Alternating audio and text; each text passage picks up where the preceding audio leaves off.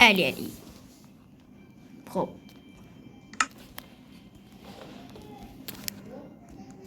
خب داریم میریم داخل بازی.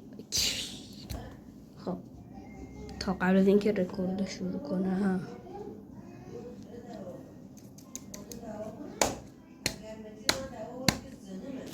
ای بابا من اصلا کسی در نگرم. اوه شد بچه یه دقیقه بس این گوشتون رو میگیریم. آفا شدم بابا باریکلا.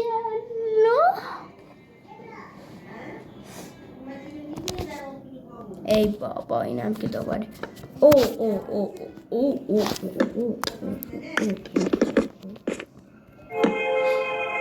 من رفتم بیرون بچه ها.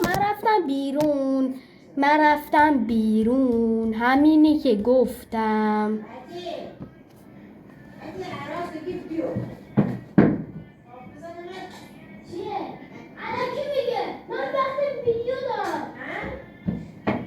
ای بابا ولی به کنار ریدم تو خودم.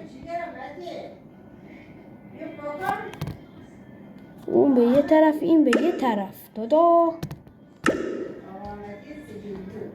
سیکتو. خب بچه نمیشه. کسی میخواد تو کامنت مثل من اولین کامنتو گذاشتم یعنی که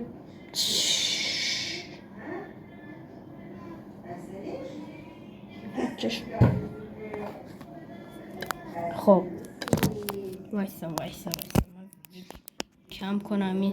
یه داداشی گفته که گفته بود صدای ویدیو کم کن. چشم رو چشم از الان ویدیو کم کردم. اون موقع کم نکرده بودم چون که یادم رفت. دوش بخشیده که صدای منکرافت خیلی زیاد شنیدی و اینکه خیلی دوستتون دارم بچه ها. این صدا ترسک من رو به لرزون انداخت. بای حتما فردا میذارم. الان ساعت 10:53 است. یعنی من دارم این ویدیو الان